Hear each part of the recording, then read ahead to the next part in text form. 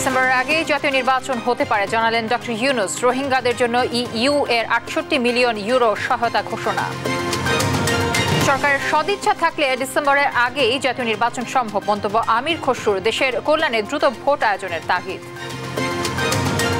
আর রাজনীতি করবো না, কোন দলীয় পদে নাই, রাজনীতি থেকে চিরতর পথ। আদালতে কামাল মজুমদারের কান্না, আওয়ামী লীগ না করার ঘোষণা। ২ মামলায় গ্রেফতার দেখালো হলো সালমান, আনিসুর ও মামুনকে। এবং রাজধানীর শাহজাদপুরে আবাসিক হোটেলের ভয়াবহ আগুন, ৪ জনের মরদেহ উদ্ধার। ছিল না অগ্নি নির্বাপন ব্যবস্থা, জানালো ফায়ার সার্ভিস।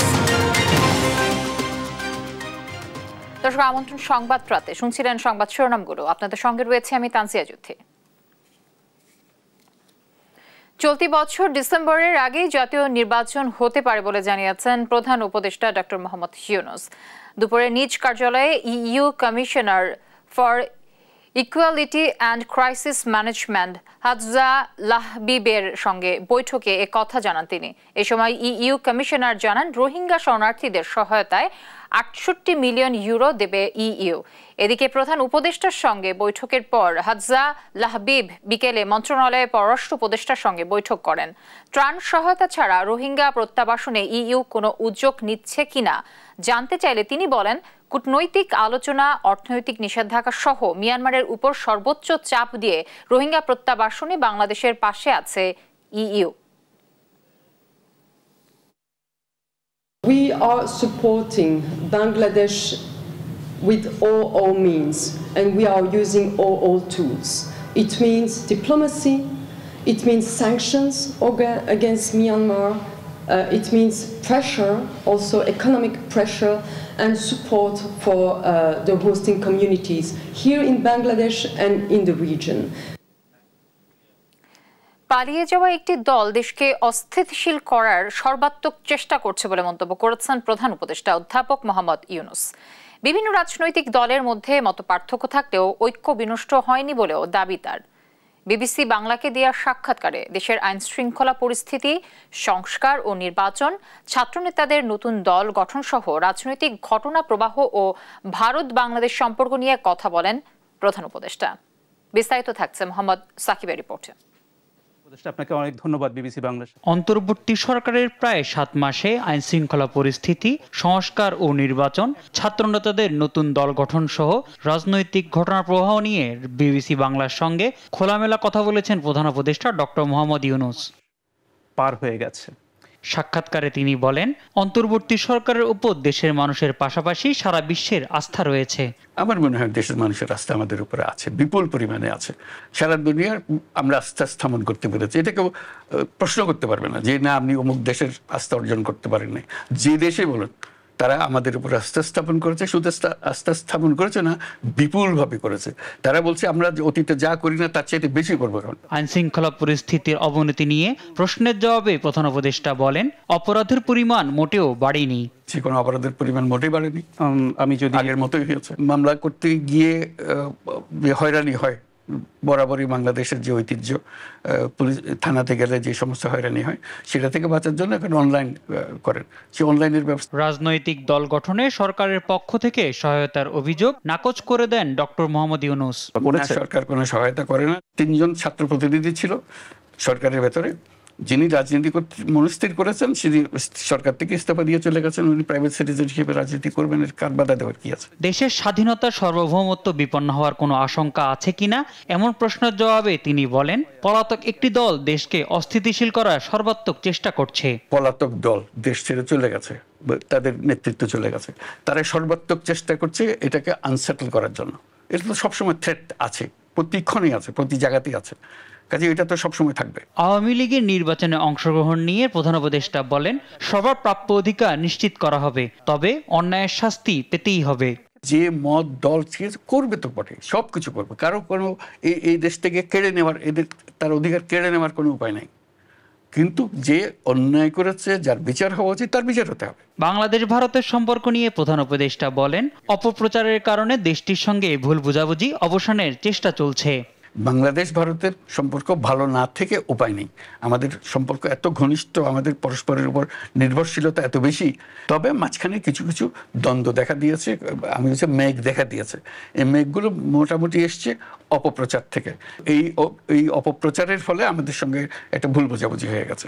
সেই ভুল বোঝাবুঝি থেকে আমরা উত্তরণ করার চেষ্টা করছি, কিন্তু মূল সম্পর্কের মধ্যে কোনো। প্রধান উপদেষ্টার পদকে বাই ডেফিনেশন রাজনৈতিক পদ উল্লেখ করে ভবিষ্যতের রাজনীতিতে আসার কোনো ইচ্ছে নেই বলেও জানান প্রধান উপদেষ্টা। যেখানে সব মোহাম্মদ সাকিব, দেশ টিভি, ঢাকা। অন্তর্বর্তী সরকারে সদিচ্ছা থাকলে ডিসেম্বরে নয়, জুনের মধ্যে জাতীয় নির্বাচন সম্ভব বলে মন্তব্য করেছেন বিএনপির স্থায়ী কমিটির সদস্য আমির খসরু মাহমুদ চৌধুরী। বলেন, রোডম্যাপ দিতে যত দেরি হবে তত দেশের ক্ষতি হবে। এদিকে জাতীয় নির্বাচন কবে কিভাবে হবে তা দেশের জনগণ নিশ্চিত হতে চায় বলে মন্তব্য করেছেন দলটির সিনিয়র যুগ্ম মহাসচিব রুহুল কবির রিজভী। এ বিষয়ে আরো জানাচ্ছেন সাইফুল রিপন। নয়াপল্টনে কেন্দ্রীয় কার্যালয়ের সামনে বিএনপির স্থায়ী কমিটির সদস্য ব্যারিস্টার রফিকুল ইসলাম মিয়ার স্ত্রী ও বিএনপি চেয়ারপারসনের উপদেষ্টা শাহিদা রফিকের নামাজে জানাজায় অংশ নেন দলের বিভিন্ন স্তরের নেতারা। জানাজা শেষে দাফনের জন্য কুমিল্লার মুরাদনগরে শ্রীরামপুরের গ্রামের বাড়িতে নেওয়া হয় শাহিদা রফিকের মরদেহ। জানাজায় অংশ নিয়ে মরহুমের বিদেহী আত্মার শান্তি কামনার পাশাপাশি দলের সিনিয়র যুগ্ম মহাসচিব রুহুল কবির রিজভী বলেন, পরিবেশ গণতান্ত্রিক ব্যবস্থায় ফিরিয়ে আনার দিকে যাচ্ছে কিনা তা জানতে চায় দেশের মানুষ। নির্বাচন কবে হবে, কিভাবে হবে এবং মানুষের মধ্যে যাতে কোনো ধরনের দ্বিধা না থাকে, একটা অবাধ সুষ্ঠু নির্বাচনে সকলের অংশগ্রহণ নিশ্চিত হয়, এই পরিবেশগুলো এখন মানুষ নিশ্চিত করতে চায়। এদিকে কর আইনজীবীদের নবনির্বাচিত কমিটির নেতাদের সাথে নিয়ে বিএনপির প্রতিষ্ঠাতা ও শহীদ রাষ্ট্রপতি জিয়াউর রহমানের কবরে শ্রদ্ধা জানান দলটির স্থায়ী কমিটির সদস্য আমির খসরু মাহমুদ চৌধুরী। পরে সাংবাদিকদের সাথে আলাপকালে কথা বলেন নতুন রাজনৈতিক দল নিয়ে। দিনের শেষে সবার যে চিন্তা ভাবনা ধারণা, এটা নিয়ে জনগণের কাছে যেতে হবে নির্বাচনের জন্য, এবং নির্বাচনে গিয়ে তারা যার যার যেটা ম্যান্ডেট নিতে চায় জনগণের কাছ থেকে, তাদের বিষয়গুলো জনগণের কাছ থেকে ম্যান্ডেট নিয়ে পাশ করে সংসদে আসতে হবে এবং সংসদে সেগুলো পাশ করবে। দ্রুততম সময়ে গণতান্ত্রিক অর্ডার ফিরিয়ে আনতে হবে। এক এক দিন যাচ্ছে গণতান্ত্রিক সরকার ব্যতীত, এক একদিন সমস্যা বাড়ছে। সাংবাদিকদের প্রশ্নের জবাবে জানান, সরকার চাইলে জুনের মধ্যেই জাতীয় নির্বাচন করা সম্ভব। আর নির্বাচন তো জুন মাসের মধ্যে সম্ভব। নির্বাচন কমিশন যেটা বলছে, তারা তো তাদের প্রস্তুতি সম্বন্ধে কোনো সন্দেহ তো কেউ প্রকাশ করছে না। সুতরাং এটা তো সরকারকে বলতে হবে, সরকারের পলিটিক্যাল উইল থাকতে হবে, ইচ্ছা থাকতে হবে, এবং সেটার অপেক্ষায় জনগণ আছে।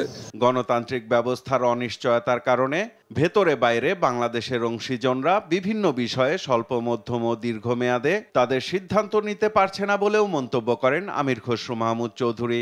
তাদের short term, mid term, long term যে প্ল্যান প্রোগ্রাম, এগুলো তারা বাস্তবায়ন করতে পারবে। সাইফুল রিপন, দেশ TV, Dhaka. Zia charitable trust দুর্নীতি মামলা থেকে আপিল বিভাগেও খালাস পেলেন বিএনপি চেয়ারপারসন খালেদা জিয়া। বিচারিক আদালতের 7 বছরের দণ্ড থেকে হাইকোর্টের দেয়া খালাসের রায় বহাল রেখেছেন আপিল বিভাগ।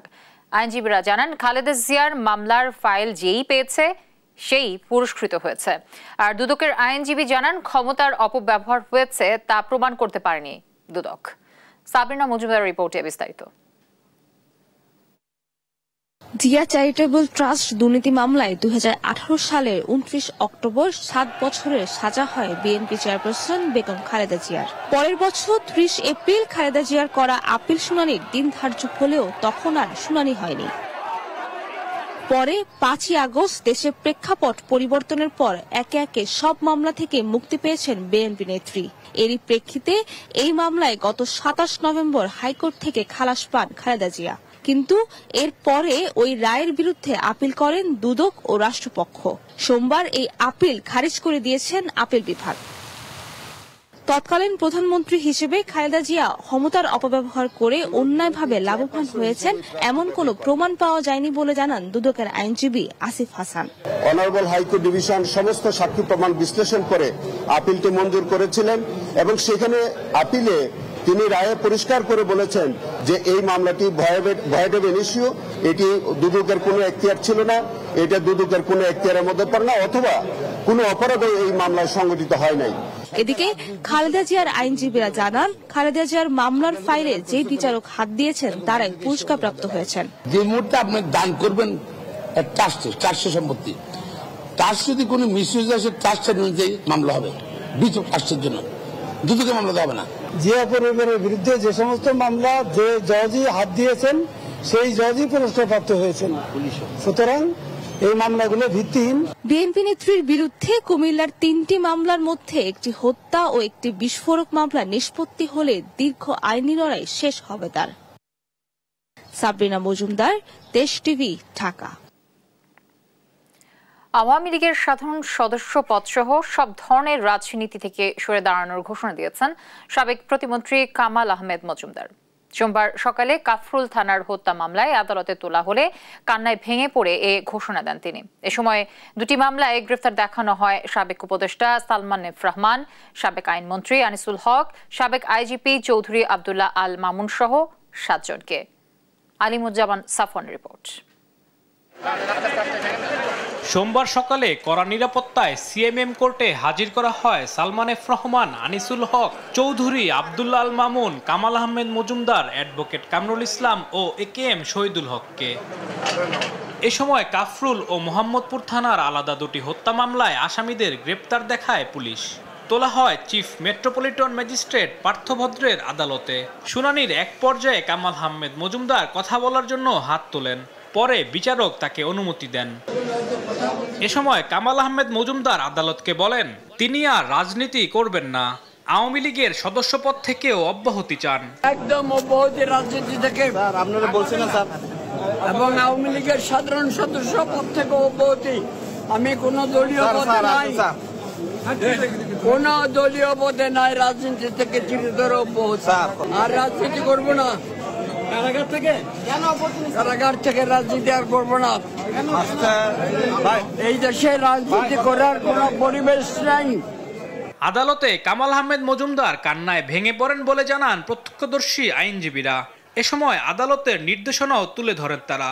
আজকে Chowdhury Abdullah Al Mamun, Kamal Ahmed Majumdar, Salman F Rahman, advocate Kamrul Islam, advocate Anisul হক, একেএম শহীদুল হক, শেখ মোহাম্মদ আলী আড্ডু, এই 7 জনের শুনানি দেখাইছে 302-এর মামলা। তারা যখন রাজপথে থাকে তখন তাদের মনে হয় 16 বছরের টকবাকে যুবক, আবার তাকে যখন এবার এই আদালতে তোলা হয় তখন তার নানাবিধ রোগে তাদের এই আপনার আদালতকে বোঝানো হয়। পরে আদালতের নির্দেশে সব আসামিকে কারাগারে পাঠানো হয়।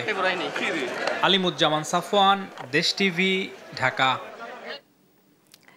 রাজধানীর শাহজাদপুরে সৌদিয়া হোটেলে আগুনের ঘটনায় 4 জনের মরদেহ উদ্ধার করা হয়েছে। এর মধ্যে একজন সৌদি প্রবাসী বলে নিশ্চিত করেছে পুলিশ।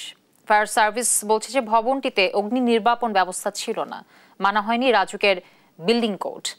আলিমুজ্জামান সাফওয়ানের আরেকটি রিপোর্ট দেখব আমরা। রাজধানীর শাহজাদপুর মূল সড়কে দাঁড়িয়ে আছে 6 তলা এই ভবন, যার আন্ডারগ্রাউন্ডেও রয়েছে একাধিক ব্যবসা প্রতিষ্ঠান। দোতলায় রয়েছে বিউটি পার্লার, যার ওপরে রয়েছে আবাসিক হোটেল। সোমবার বেলা 12টায় ভবনটিতে আগুন লাগলে মুহূর্তেই ছড়িয়ে যায় প্রতিটি ফ্লোরে। প্রত্যক্ষদর্শীরা বলছেন দোতলায় থাকা বিউটি পার্লার থেকে আগুনের সূত্রপাত। দোতলা থেকে হালকা হালকা লাগতে লাগতে পুরো বিল্ডিংটা অন্ধকার হয়ে গেছে। অন্ধকার হওয়ার পরে 2-3 তলা থেকে গ্লাস ভাঙা 4-5 জন লোক হয়তো হোটেলের আবাসিক লোক ছিল। 12টার দিকে আমি একটা হিসাব করতেছিলাম, আমার ভাইগনা দোকানে আছে, ভাইগনা বলতেছে মামা আগুন। পরে বাইরে দেখি দোতলায় আগুন, দোতলায় পার্লার ছিল। আমি রাস্তার উপরে ছিলাম, তখন এই পারে আসলাম, দেখলাম যে আগুন মোটামুটি 12টা বাজে।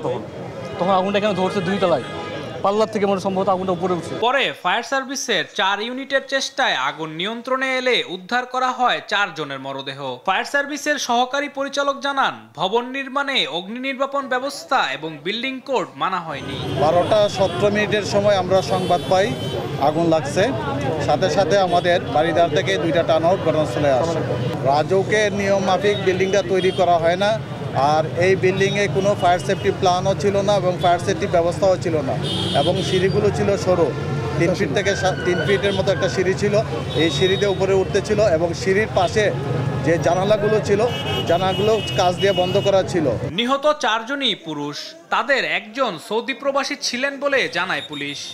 আমরা 4টা ডেড বডি উদ্ধার করছি, একজনের পরিচয় পাওয়া গেছে কারণ তার ছেলে ছিল সাথে, তো ছেলেটাকে আমরা পাইছি। আজকে সকাল 8টায় বাপ এবং ছেলে সহ এখানে আসছিল, ছেলেটা ভাগ্যক্রমে বেঁচে গেছে, বাবাটা মারা গেছে, আর বাকি 3টা ডেড বডির এখনো পরিচয় নিশ্চিত হওয়া যায়নি। নিহতের মরদেহ ময়নাতদন্তের জন্য ঢাকা মেডিকেল কলেজে পাঠানো হয়েছে। আলিমুজ্জামান সাফওয়ান, দেশ টিভি, ঢাকা। কোটি টাকার গরু আর ছাগল কাণ্ডে আলোচনায় আসা সাদিক এগ্রোর চেয়ারম্যান ইমরানকে গ্রেফতার করেছে পুলিশ। রোববার দুপুরে পুলিশের অপরাধ তদন্ত বিভাগ বিষয়টি নিশ্চিত করেছেন। এখন পর্যন্ত অবৈধভাবে উপার্জিত শত কোটি টাকার বেশি নিজের ও বিভিন্ন অ্যাকাউন্টে স্থানান্তরের প্রমাণ পেয়েছে সিআইডি। বিস্তারিত জানাচ্ছেন এম.এ. আজিম। নিষিদ্ধ জাতের ব্রাহ্মা গরু দিয়ে সাবেক প্রধানমন্ত্রী শেখ হাসিনার কাউবয় উপাধির সঙ্গে সঙ্গে কোটি টাকার গরু আর 15 লাখ টাকার ছাগল কাণ্ডে আলোচনা সমালোচনায় আসেন সাদিক এগ্রোর চেয়ারম্যান ইমরান হোসেন। নিষিদ্ধ ব্রাহ্মা গরু আমদানি, পাচার ও কোটি কোটি টাকার অবৈধ ব্যবসার খবর প্রকাশ্যে আসে তখন। তবে সে সময় কোনো পদক্ষেপ না নিলেও হাসিনা সরকারের পতনের পর সিআইডির financial crime unit money laundering প্রতিরোধ আইন ও বিধি অনুযায়ী 133 কোটি টাকা মানি লন্ডারিংয়ের অভিযোগে মামলা করেন। সে মামলায় তাকে গ্রেপ্তার করা হয়। প্রতারণার মাধ্যমে দেশীয় গরু ছাগলকে বিদেশি ও বংশীয় গরু ছাগল বলে প্রচার করে উচ্চ মূল্যে তা কোরবানির পশুর হাটে বিক্রি করে আসছিল সাদেক এগ্রো। আর এসব কর্মকাণ্ডে সাবেক পুলিশ প্রধান বেনজির আহমেদ সহ প্রশাসনের ঊর্ধ্বতন কর্মকর্তারা ইমরান হোসেনকে সহযোগিতা করে আসছিল। এ পর্যন্ত অবৈধভাবে উপার্জিত অর্থ ইমরান ও তার প্রতিষ্ঠানের নামে থাকা বিভিন্ন ব্যাংক হিসেবের মাধ্যমে প্রায় 121 কোটি 32 লাখ 15,144 টাকা হস্তান্তর স্থানান্তরের প্রমাণ পেয়েছে সিআইডি। এম.এ. আজিম, দেশ টিভি, ঢাকা। কোনো প্রতিষ্ঠান পরিচালনার সুযোগ পেলেই অনেকে দুর্নীতিতে জড়িয়ে পড়ে বলে মন্তব্য করেছেন ধর্মোপদেষ্টা আ.ফ.ম. খালিদ হোসেন।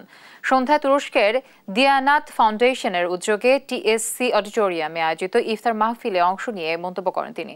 বলেন, এই সংস্কৃতি থেকে আমাদের বেরিয়ে আসতে হবে। এ সময় রমজানের তাৎপর্য অনুধাবন করে একটি সুন্দর রাষ্ট্র গঠনের আহ্বান জানান ধর্মোপদেষ্টা। এই সময় বক্তারা ফাউন্ডেশনের অবদান স্বীকার করে তুরস্কের সাথে ভ্রাতৃত্বমূলক সম্পর্কের কথা তুলে ধরেন। এতে উপস্থিত ছিলেন ঢাকা বিশ্ববিদ্যালয়ের উপাচার্য নিয়াজ আহমেদ খান সহ আরো অনেকে। কোনো প্রতিষ্ঠান পরিচালনার সুযোগ পেলে আমরা গাছের উপরেটাও খাই, তলাটাও কুড়াই। এটা দুর্ভাগ্যজনক। পৃথিবীর বহু দেশে এই কালচার নাই। এখান থেকে আমাদের বেরিয়ে আসতে হবে। রমজানের যে তাৎপর্য এটা আমরা গ্রহণ করি, একটা সুন্দর সমাজ, বৈষম্যহীন রাষ্ট্র আমরা গঠন করি। আল্লাহ তাআলা আমাদের তৌফিক এনায়েত করুন, আমিন। রমজানের প্রথম সপ্তাহে ক্রেতার স্বল্পতায় ভুগছে অভিজাত এলাকার ইফতারের দোকানগুলো। উচ্চ মূল্যের অভিযোগ করেছেন ক্রেতারা। বিষয়টি স্বীকার করে বিক্রেতারা বলছেন যে উপকরণের দাম বেশি হওয়ায় ইফতার সামগ্রীর বাজার চড়া। কায়সরাত রিপোর্ট জানাচ্ছেন এনআই নাহিদ। বছর ঘুরে এসেছে মাহে রমজান। সারাদিন সিয়াম সাধনার পর ইফতারে স্বস্তি খোঁজেন রোজাদাররা। এজন্য ব্যক্তিভেদে সাধারণ মানুষ খোঁজেন নানা স্বাদের নানা পদের ইফতার। তবে দাম বেশি থাকায় এবার লোক সমাগম কম অভিজাত পাড়ায়। ফুটপাত বা সাধারণ বাজারের তুলনায় কয়েক গুণ বেশি দামে বিক্রি হচ্ছে বিভিন্ন ইফতারি পণ্য। এসব দোকানে প্রতিটি পেঁয়াজু ও আলুর চপ বিক্রি হচ্ছে 15 টাকায়। চিকেন সমুচা, ফুলকপির চপ বিক্রি হচ্ছে 30 টাকায়। বিক্রেতারা বলছেন, স্বাভাবিকভাবে রোজার প্রথম 7 দিন ক্রেতার ভিড় থাকলেও এবার রোজার দ্বিতীয় দিনে তেমন সমাগম হচ্ছে না। প্রথম তো এক সপ্তাহ মিনিমাম খুব গরম থাকে ইফতারের বাজার, কিন্তু অন্যান্য বছর তুলনায় এবছর ইফতারের বাজার ঠান্ডাই। গতবার আমাদের বন্ধ ছিল, এবার সেক্ষেত্রে অনেক কাস্টমার একটু কমে গেছে, তারপর ইনশাআল্লাহ ভালো, খারাপ না। মোটামুটি মানে তেমন ভালো না আর কি, কাস্টমার নাই, কম, খুবই কম। ধরেন একটা বেগুনি অন্য দোকানে নরমালি 30 টাকা, কিন্তু আমরা তো রোজাদার ব্যক্তিকে কমে খাওয়ানোর জন্য একটু চেষ্টা করতেছি। ক্রেতারও বলছেন উচ্চ মূল্যের কথা, তাই যে সকল খাবার ঘরে তৈরি কিছুটা ঝামেলার, কেবল তাই কিনছেন বাইরের দোকান থেকে। হালিমটা তো লাগবেই, সেই কারণেই আসে আসলে এখানে। বেশিরভাগই আসলে ঘরে বানাই, তারপরে কিছু কিছু জিনিস আসলে ঘরে বানাতে এফোর্ট বেশি দিতে হয়, বা আসলে ঘরেটা ওরকম করে প্রিপেয়ার করতে পারা যায় না, সেগুলো বাইরে থেকে নেওয়া। আগের বছর তুলনায় তো কিছুটা বেড়েছে, এটা স্বাভাবিক। সব কিছুর দাম বাড়ছে, ম্যাটেরিয়ালসগুলোর দাম বেড়েছে, এর জন্য ওদেরও তো কস্টিং বেড়ে গিয়েছে, সেই হিসাবে দাম তো আগের বছরের তুলনায় কিছু বেশি। ধনী গরিব নির্বিশেষে উচ্চ মূল্যের প্রভাব পড়েছে সবার উপরেই, তাই আগের বছরও যেখানে অভিজাত পাড়ায় ইফতারির দোকান ছিল জমজমাট, এবার সেগুলো ভুগছে ক্রেতার অভাবে। তবে আশা হারাচ্ছেন না বিক্রেতারা। এনআই নাহিদ, দেশ টিভি, ঢাকা। রমজানের দ্বিতীয় দিনে রাজধানীর শপিং মলগুলোতে বেড়েছে কেনাকাটা। যানজট আর ভিড় এড়িয়ে স্বাচ্ছন্দ্যে কেনাকাটা করতে রোজার শুরুর দিনগুলো বেছে নিচ্ছেন অনেকে। গরমের কথা ভেবে এবার হালকা রঙের আরামদায়ক পোশাক বেছে নিচ্ছেন ক্রেতারা। পোশাকে নতুনত্বের পাশাপাশি দাম নিয়েও রয়েছে মিশ্র প্রতিক্রিয়া। আরো জানাচ্ছেন লামিয়া আদিত্য। ঈদ মানেই উৎসব, আর উৎসব মানেই কেনাকাটার ধুম। তাই ঈদকে সামনে রেখে পছন্দের পোশাক কিনতে রোজার দ্বিতীয় দিন থেকেই ক্রেতারা ভিড় জমাচ্ছেন বিপণী বিতানগুলোতে। শুরু করেছেন ঈদের কেনাকাটা। নারী, পুরুষ ও ছোটদের জন্য বিভিন্ন রং ও ডিজাইনের কালেকশন রয়েছে শপিং মলগুলোতে। গরমের সময় হওয়ায় এবারের ঈদ কেনাকাটায় ক্রেতাদের পছন্দ ছিমছাম হালকা রঙের আরামদায়ক পোশাক। গরমকে মাথায় রেখে কেনাকাটা, বিকজ হচ্ছে যে বেবিদের জন্য ট্রাই করছি যত মানে হালকা কাপড়টা নেওয়া যায়, ওরা ক্যারি করতে পারে সারাটা দিন। আর হচ্ছে নিজেদের বেলাও সেমটা ট্রাই করছি। গরমের মধ্যে আর কি আমার একটু লাইট টাইপের কালার ভালো লাগে, কটনটাকে একটু বেশি প্রায়োরিটি দেই। গতবারের তুলনায় এবারের কালেকশনে নতুনত্ব থাকলেও দাম নিয়ে রয়েছে মিশ্র প্রতিক্রিয়া। পছন্দের পোশাকের মূল্য নিয়ে কেউ প্রকাশ করছেন অসন্তুষ্টি, কেউ আবার দিচ্ছেন ভিন্ন মত। অন্যবারের থেকে এবার দাম অনেক বেশি, কিন্তু ডিজাইন সুন্দরী। দাম অনুযায়ী ঠিক আছে, মানে সবসময় টাইমে আছে না যে ঈদ অনুযায়ী অনেক বেশি বা কম, এরকম কিছু না। সবসময় যেরকম কেনা হয় আর কি ওরকমই দেখছি। দাম যাই হোক, গুণগত মানের পোশাককে প্রাধান্য দিয়ে কেনাকাটা চলছে পুরোদমে। বিক্রেতারা বলছেন দ্বিতীয় দিন হিসেবে গতবারের তুলনায় এবারের ক্রেতা সমাগম বেশি। এর বছরের তুলনায় আমরা বেশ ভালো সাড়া পাচ্ছি। প্রতিদিনই আমাদের মানুষ আসতেছে, আমাদের নতুন প্রোডাক্ট আসতেছে, সব কিছুই তারা কিনে নিয়ে যাচ্ছে আর কি। ভালোই, খারাপ না, ওভারঅল ভালো। ঈদ আয়োজনে নেই কোনো কমতি। রমজান শেষ হতে হতে কেনাকাটা আরও জমে উঠবে বলে প্রত্যাশা বিক্রেতাদের। লামিয়া আদিত্য, দেশ টিভি, ঢাকা। বৈষম্যমূলক কোটা পুনর্বহালের প্রতিবাদে ও ছাত্র নাগরিক গণ অভ্যুত্থানে শহীদ ও আহতদের সুচিকিৎসা পুনর্বাসনের দাবিতে সংবাদ সম্মেলন করেছে বাংলাদেশ ছাত্র অধিকার পরিষদ। দুপুরে ঢাকা বিশ্ববিদ্যালয়ের মধুর ক্যান্টিনে সংবাদ সম্মেলনে কেন্দ্রীয় সভাপতি বিন ইয়ামিন মোল্লা প্রাইমারি হাই স্কুল সহ শিক্ষা প্রতিষ্ঠানে বিদ্যমান সকল কোটা বিলুপ সহ রেলওয়ের চাকরিতে বিদ্যমান পোষ্য কোটা বাতিলের দাবি জানান। পাশাপাশি জুলাই অভ্যুত্থানে আহতদের চিকিৎসা এবং শহীদ পরিবারের সদস্যদের পুনর্বাসনের ব্যবস্থা ও শহীদ পরিবারকে এককালীন 1 কোটি টাকা এবং আহতদের 50 লাখ টাকা সহায়তা দেওয়ার দাবি জানান।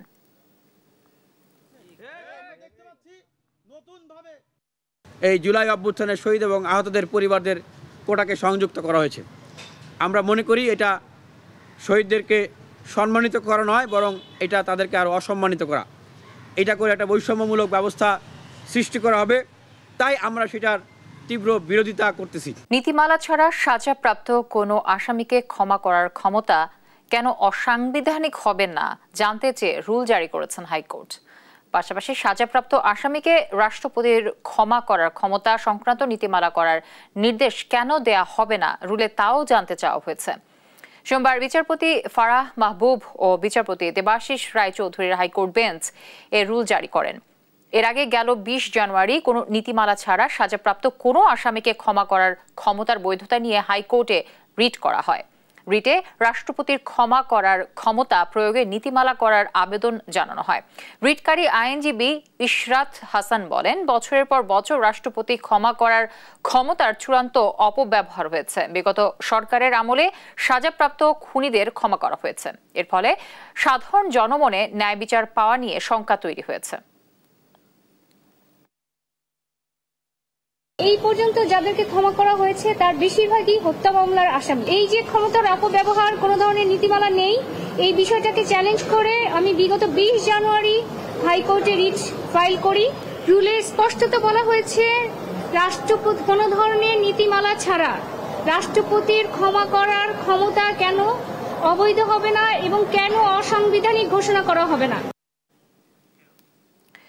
সরকারি প্রাথমিক বিদ্যালয়ে সহকারী শিক্ষক পদে ৬,৫৩১ জনের নিয়োগ বাতিল করে দেয়া হাইকোর্টের রায় স্থগিত করেছেন আপিল বিভাগ। এই আদেশে সন্তুষ্টি প্রকাশ করেছেন শিক্ষকরা, সেই সঙ্গে আন্দোলন কর্মসূচি স্থগিত করেছেন তারা। তবে হাইকোর্টে যারা বিক্ষোভ করেছেন তাদের চিহ্নিত করারও নির্দেশ দিয়েছেন আদালত। সাবরিনা মজুমদারের রিপোর্টে আমরা বিস্তারিত জানব। প্রাথমিক বিদ্যালয়ের সহকারী শিক্ষক পদে ঢাকা ও চট্টগ্রাম বিভাগের উত্তীর্ণ ৬,৫৩১ জনের নিয়োগ বাতিল করে গত ৬ ফেব্রুয়ারি রায় দেন হাইকোর্ট। এই রায়ের প্রতিবাদে নজিরবিহীনভাবে আদালতের সামনে বিক্ষোভ করেন নিয়োগ বঞ্চিতরা।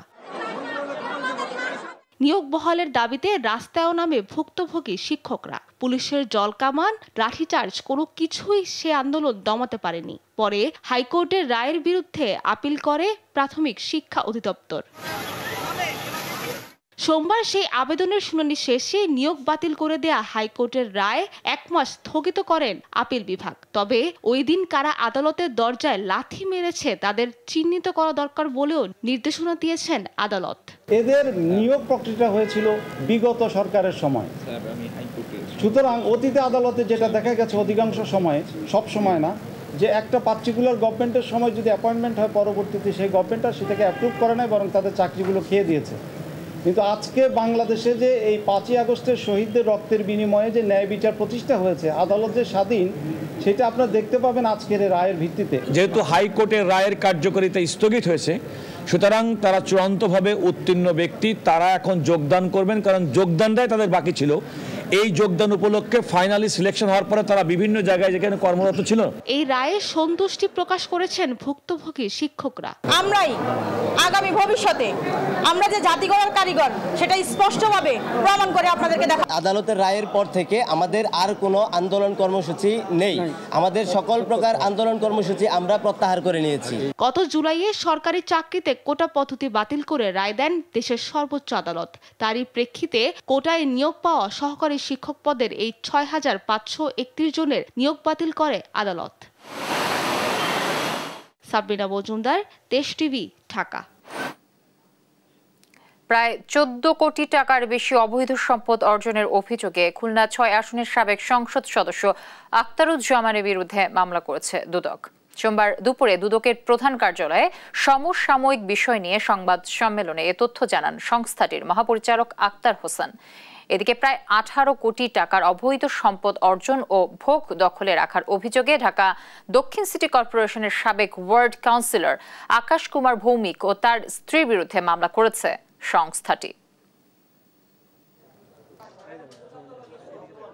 ভৌমিক আতওয়ায়ের উৎসের সাথে অসঙ্গতিপূর্ণ 14,96,00,000 টাকারও বেশি মূল্যের সম্পদ অর্জন ও তা ভোগ দখলে রাখার অপরাধ অনুসন্ধানকালে প্রাথমিকভাবে প্রমাণিত হয়েছে। এই কারণে তার বিরুদ্ধে দুর্নীতি দমন কমিশন আইন 2004-এর সংশ্লিষ্ট ধারায় একটি মামলা রুজু হয়েছে। রাজশাহী ও ফরিদপুরে আলাদা সড়ক দুর্ঘটনায় নিহত 5 ও আহত 18 জন। সোমবার ভোরে রাজশাহীর গোদাগাড়িতে ট্রাক ও অ্যাম্বুলেন্সের সংঘর্ষে 3 জন নিহত হয়। ঢাকা খুলনা মহাসড়কের ফরিদপুরের মধুখালীতে মোটরসাইকেল দুর্ঘটনায় 1 জন নিহত হয়। এদিকে বেলা 12:30টার দিকে মাদারীপুরের সমাদদার কলাবাড়িতে যাত্রীবাহী বাস ও ট্রাকের মুখোমুখি সংঘর্ষে 1 জন নারী নিহত হন। আহত হয় 15 জন। সহকর্মীদের পাঠানো তথ্য ও ছবিতে নাফিয়া ফারজানা রিপোর্ট। গোদাগাড়ী উপজেলার ঠাকুনজুবন গ্রামের সুন্দরী রানী স্ট্রোক করলে সোমবার ভোরে তাকে একটি অ্যাম্বুলেন্সে করে রাজশাহী মেডিকেল কলেজ হাসপাতালে আনা হচ্ছিল। অ্যাম্বুলেন্সটি রাজবাড়ী এলাকায় পৌঁছালে বিপরীতমুখী একটি ট্রাকের সঙ্গে সংঘর্ষ হয়। এতে ঘটনাস্থলে মারা যান অ্যাম্বুলেন্স চালক সহ ৩ জন।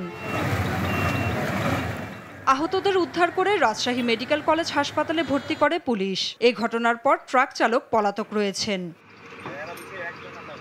এদিকে ঢাকা খুলনা মহাসড়কের ফরিদপুরের মধুখালীতে মোটরসাইকেল দুর্ঘটনায় একজন নিহত হয়েছেন। সোমবার সকাল ৮টার দিকে উপজেলার ঝাউহাটি এলাকায় নিয়ন্ত্রণ হারিয়ে আগবাহী লরির পেছনে ধাক্কা দিলে মোটরসাইকেলে থাকা তরমুজ ব্যবসায়ী ঘটনাস্থলেই মারা যান।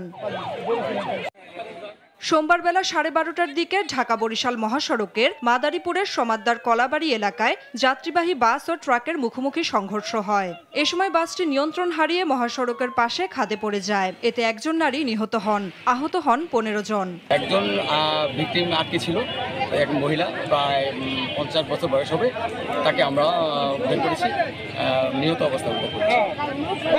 এখনো পর্যন্ত একজন নিহত হয়েছেন আর আরো অনেকজন আহত আছেন। বিভিন্ন হাসপাতালে আমরা পাঠিয়ে দিয়েছি। খবর পেয়ে হাইওয়ে পুলিশ ও ফায়ার সার্ভিস কর্মীরা ঘটনাস্থলে পৌঁছে আহত যাত্রীদের বিভিন্ন হাসপাতালে চিকিৎসার জন্য পাঠান। নাফিয়া ফারসানা, নিউজ ডেস্ক, দেশ টিভি। এই পর্যায়ে সংবাদ রাতের শিরোনামগুলো জানিয়ে দিব আরো একবার।